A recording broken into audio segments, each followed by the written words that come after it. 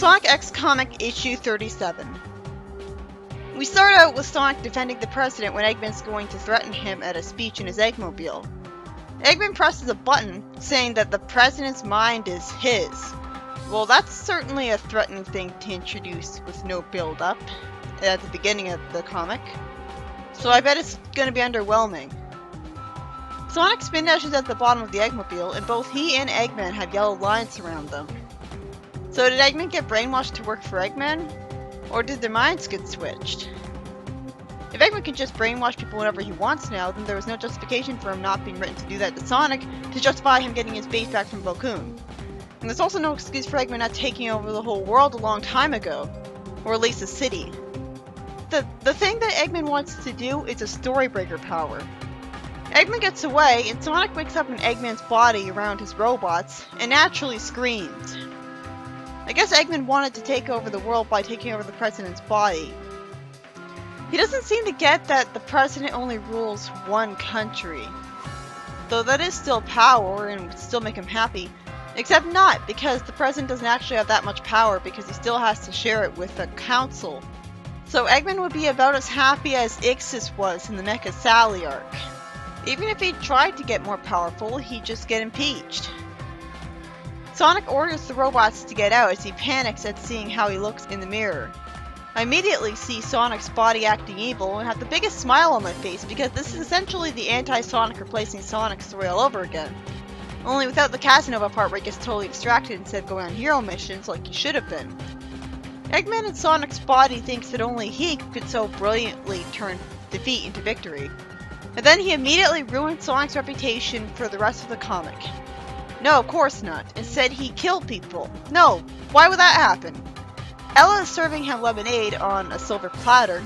Chris is fanning him, and Amy has his feet on her on the couch. And they're all smiling about it instead of being bored and annoyed with him like would be remotely realistic to happen.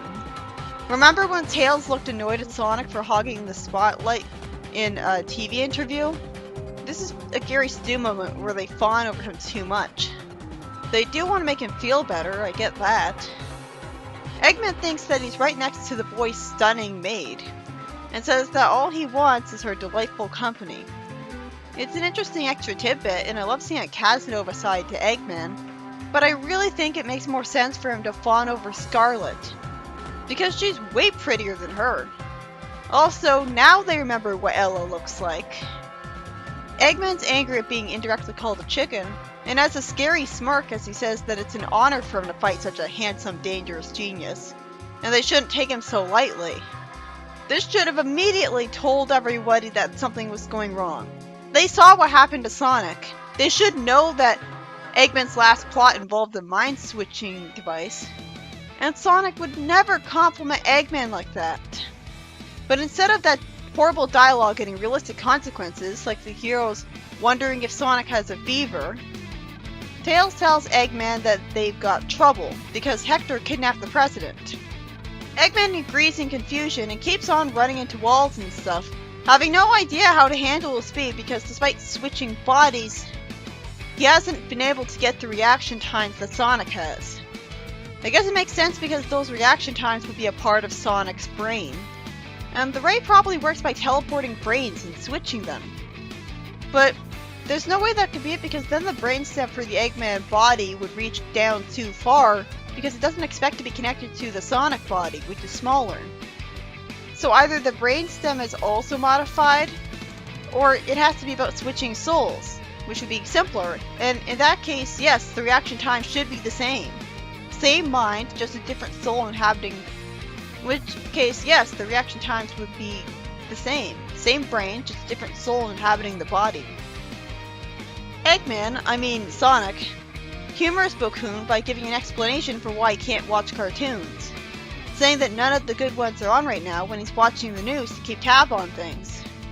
It was nice of him to think of an excuse, but you'd think if he was being smart, he would have just had all of the robots dismantled the instant that he had the opportunity. He infiltrated Eggman's base, and he's not trying to destroy it in his robots right away. Although Eggman's robot sidekicks have turned on him and gone against him before, so I guess he knows not to trust them? Sonic evilly smirks when he thinks that he can stop Eggman's world conquesting by doing nothing at all. You'd think he'd hate that because he'd be bored. He's all about being physically active, running everywhere. He'd go insane being trapped in Eggman's body. And yeah, him smirking evilly like that really highlights how they aren't that different. You know, I don't remember Sonic smirking evilly and smugly before Flynn showed up. The news reporter says that Sonic's using a different technique to save the day than normally seen because he's ricocheting off the walls. The reporter makes me smile by asking, is this new ricochet technique meant to psych out the kidnapper? It's a shame that Flynn went with this idea, as amusing as it looks, because it's probably going to make Sonic's victory too easy. It already feels like the whole concept of Sonic having his body taken over is being wasted. It's not supposed to be a comedy concept. Like, Sonic's reputation would be hurt by this. Scourge wouldn't have this problem with speed. He'd be inexperienced in the missions, but with the same abilities as Sonic, I think he'd do okay. We would have actually gotten a chance to see him try those missions properly. And that would be more subversive to see than him doing terribly and nothing but. Eggman's body decides to save the president, and Sonic thinks that he's also going to save his poor face. The president refuses to sign into law that aliens are enemies to the state. He doesn't even reference the fact that he already did basically do that once, and reaffirm that he learned his lesson from that terrible story arc. Hector calls the aliens things, and the Eggmobile shoots a laser. If Eggman's not gonna do anything evil as Sonic, maybe it should be kept that way for the good of the world, Sonic. Eggman and Sonic argue over who can save the president better, and Sonic's terrible at driving the Eggmobile. Well, I don't really see that. I just see him missing with all his lasers. Is that the terrible part? Because he wouldn't shoot at his own body. The robots say that the blast rattled them more than they thought, but fortunately they're smart enough to figure out their minds were switched. Soon enough, Sonic already switches their minds back.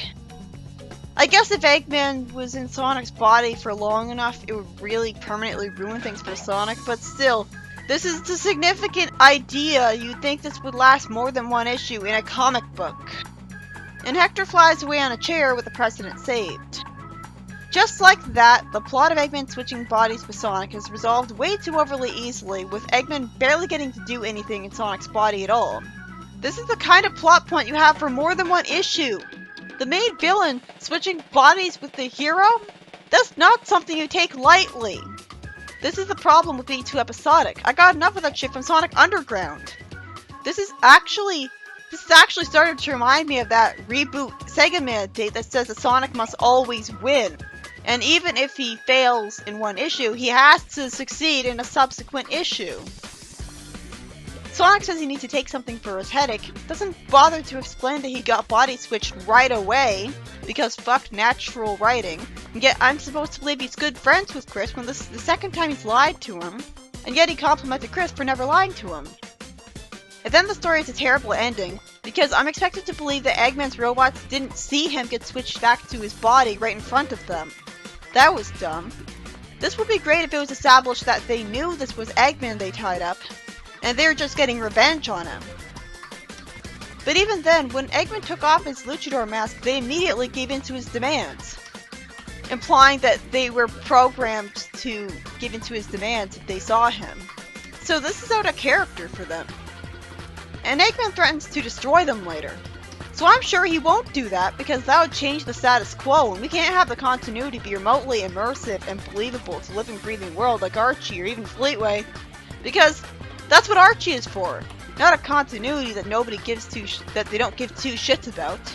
This isn't a TV show. There's no excuse for having negative continuity. How did Eggman get out of this situation? This story was by Ian Flynn, and while it could have been about Sonic being brainwashed by Eggman, instead it was about him getting body swapped with him.